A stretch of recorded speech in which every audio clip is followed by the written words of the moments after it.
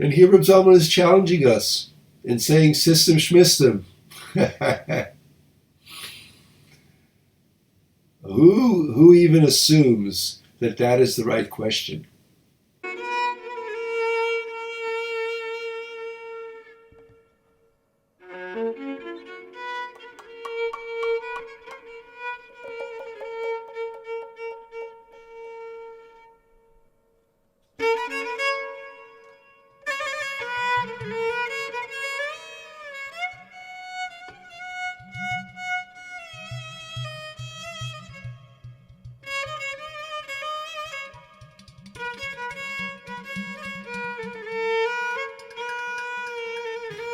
Jump right into the Credo of a modern Kabbalist with Rabbi Zalman Schachter Shalomi and Rabbi Daniel Siegel on page 27. For those of you who are following along with the text. And today's lesson is a really interesting, touching on an interesting question about what is a spiritual system and what's a spiritual system in Yahadut, in Judaism. On its face, the answer is simple. You could say that, we have mitzvot. Mitzvot galore, 613 mitzvot. The system is right there. And really, let's explore that question together here with Reb Zalman and Reb Daniel. Page 27, System and Direct Experience. Question. Where is a system within Judaism which we can either find or reinstate, but which seems to have been abandoned, which lets us teach Torah, Avodah, and Gmilut Chasadim, which lets us reach Torah in, I would say submit that Reb Zalman here is talking about deep Torah, Avodah, which is actually means system.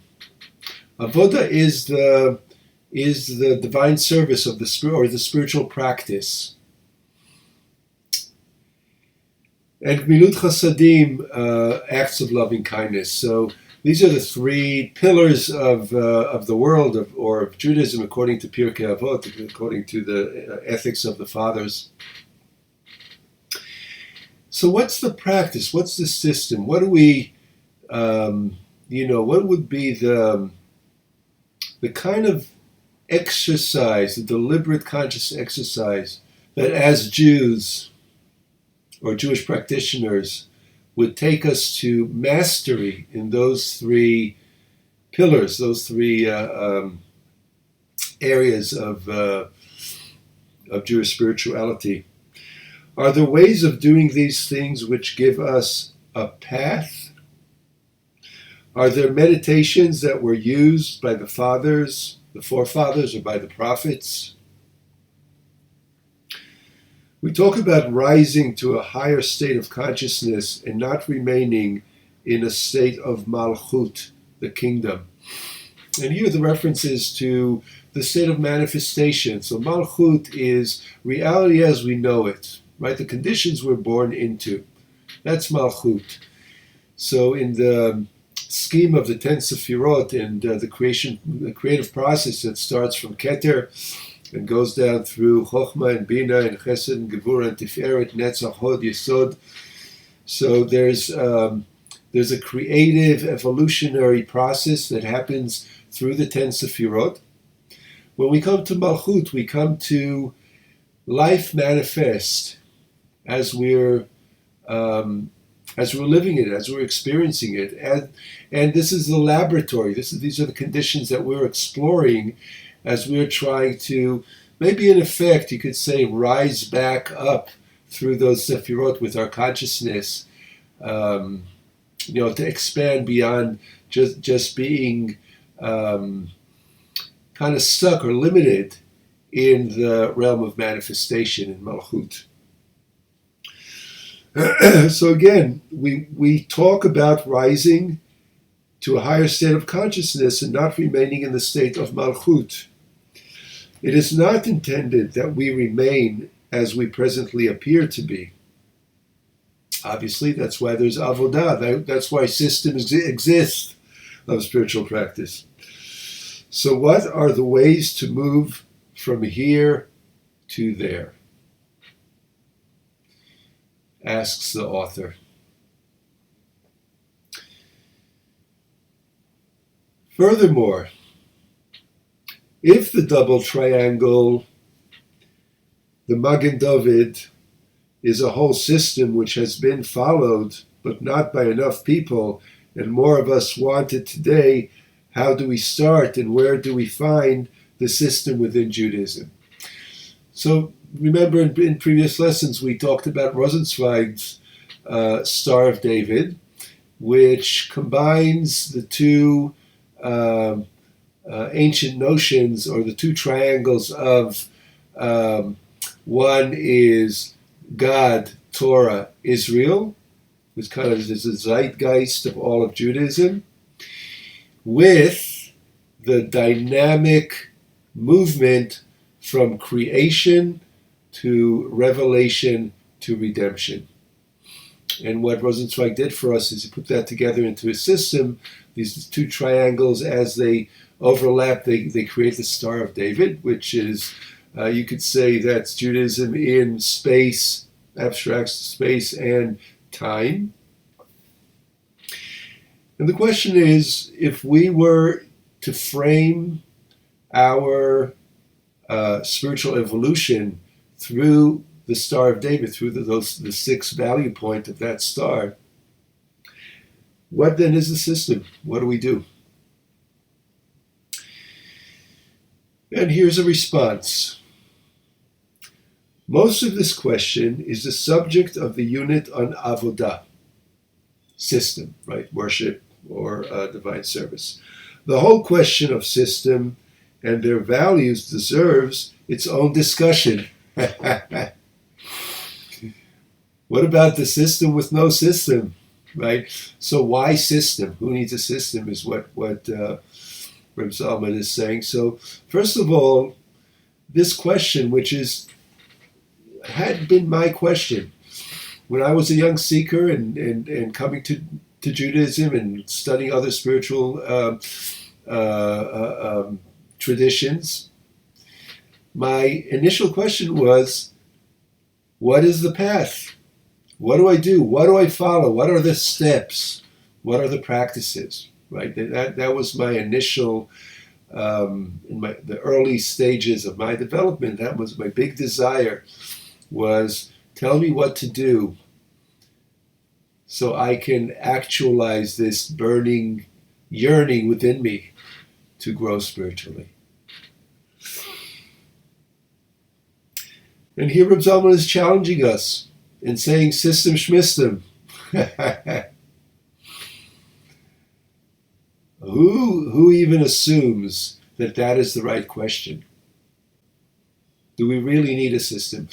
And we'll come back to that. And obviously, the truth is somewhere in the middle. So there is system, and there's the place of complete, absolute spontaneity, that which just happens by grace by itself, and so we'll find a truth that's the truth of avodah, of divine service, which is somewhere in right in the middle.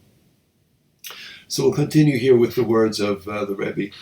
The problem I have with systems is that, well, I believe that Avraham Avinu, Abraham, our forefather, knew God in a deep and immediate way. I also believe that he would not have known how to answer the question, quote, are you practicing meditation, end quote. This is because talking about a system or formalized practice called meditation is already far removed from the direct experience that Abraham had. And you see that paradox, that conundrum. The minute we turn the spiritual path into, a project with a to-do list, somehow we veered off the path. You see, and that is a conundrum in spiritual life. But on the other hand, without a program, there's nothing.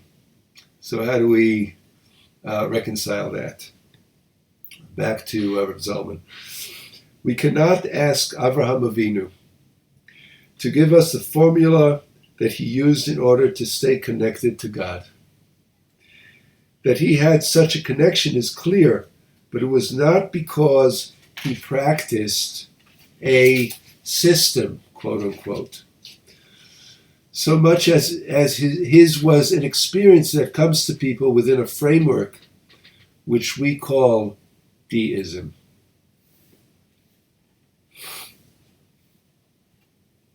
So deism is a term in the discussion of theology. There's deism and theism and theophany and etc. And Reb Zalman is a theologist. He's coming now. He's wearing his hat of the professor of comparative religion, which he was at Temple University in Philadelphia. And what he's telling us here is that Abraham had a spontaneous, given by grace, connection to the Holy One, connection to the universe. He was an enlightened person, you could say, or a highly developed person. And he experienced that and talked about that and acted on that within a faith system called deism. And when we read the account of Avraham Avinu in the Torah, what we're reading is a conversation or a description of a spiritual great, of a developed master, enlightened master, in the language of his time and culture, which was a deistic culture, or a deistic religion. Next lesson, we're going to go a little further into deism and look at the evolution from deism to theism, up till these days, and how do we hold spirituality in our culture? Where are we evolving to? But to understand that the system was a deistic system at the time of Avraham Avinu. But Avraham Avinu was not a theologian. He was an adept. He was a channel. He was a prophet, you could say. A system for spiritual practice develops later, usually in a theistic rather than deistic environment, where we systematically imitate what others did spontaneously in order to try and achieve the same state of consciousness, the same results, quote unquote, reached by the original practitioner or role model. So this is a very, to me, it's a very important distinction. I hope it's meaningful to you as well. That we need to remember that when we talk about spirituality in a kind of cognitive framework, in a way that is descriptive, in a way that is, creates a language to hold an experience, we need to remember that where the experience comes from, the original teacher was not that, would not have used that language. In other words, Muhammad was not Muslim. Jesus was not Christian. And Abraham was not Jewish. Neither was Moses, you could claim. These were people who had direct experience, who are role models for the spiritual, promised land, as it were. And then we come after and we discuss from a distance that which they modeled, and we package it in a way that we can perhaps find a path to what they offered as a promise. So, what is your relationship with system? What kind of system are you looking for? Who are your role models?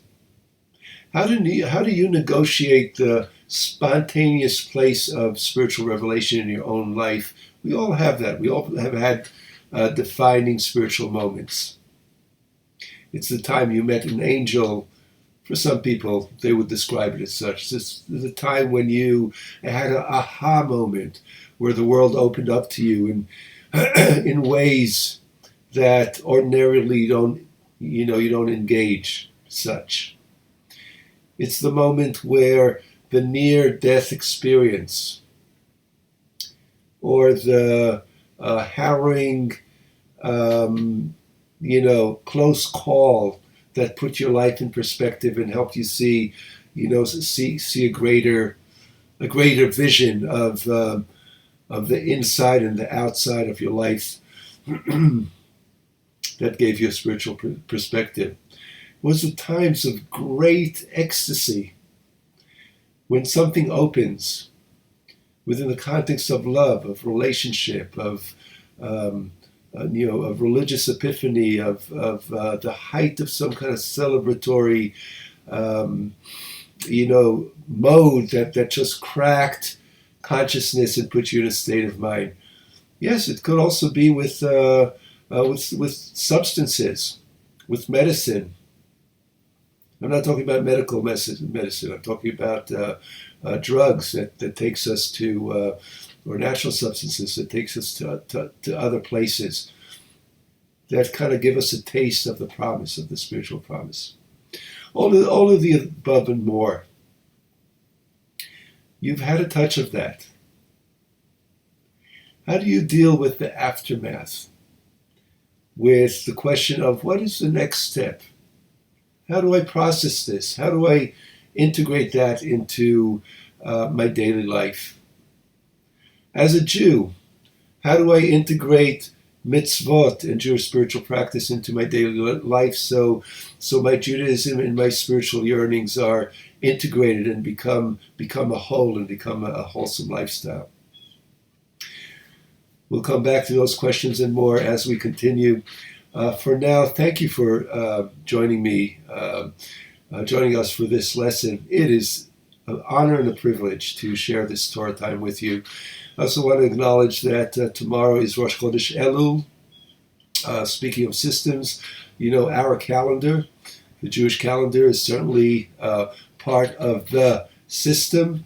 And tomorrow we're starting a whole new energetic vibration, the vibration of Elul in preparation for Rosh Hashanah.